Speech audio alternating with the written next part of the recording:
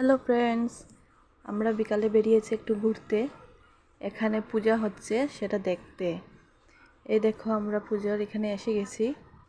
এখানে প্রত্যেক বছর শীতলা পূজা হয়।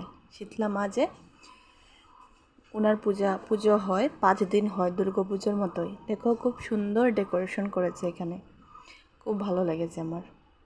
এখানে গিয়ে মূর্তিটা দেখলে তোমরা অবাক হয়ে যাবে, এত সুন্দর মার মূর্তি। দেখো কত বড়। মা সবাইকে ভালো রাখে যেন। এই দেখো, আরও ডেকোরেশন করেছে ওইদিকে। আমি ওর জন্য চন্দ্রমিত নিয়ে এসেছি, আমার থেকে খাচ্ছে। ওকে আমি খেয়ে দিয়েছি। এদিকে আরেকটু ডেকোরেশন হয়েছে, খুব সুন্দর।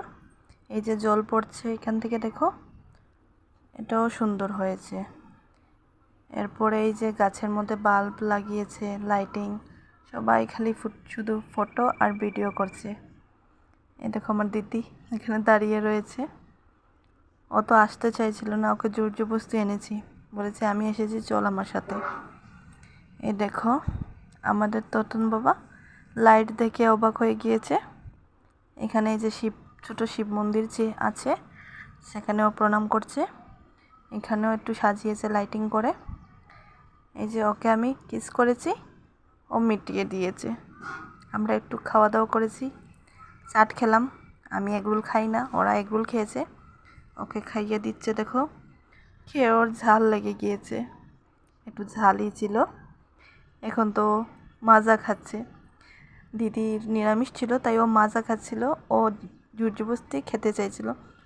এ দেখো, এখন বেলুন কিনেছি, বেলুনটা টিকেনি, ফেটে গিয়েছিল। আরেক জায়গায় পুজো হয়েছে, দিদিও বলছে, তো সেখানে গিয়েছি। আমি বলি সেখানেও গিয়ে দেখে নিই, মার আশীর্বাদটা নিয়ে নিই। সেখানে গিয়েছি, সেখানেও খুব সুন্দরই সাজিয়েছে। সেখানেও আমরা দাঁড়িয়ে রয়েছি। ও চলে গিয়েছিল, ও আর জামাইবাবু খিচুড়ি খেতে। আর ও আমার ততন বাবা দেখো, ওর মাকে আদর করছে। আমাকে তো একদিন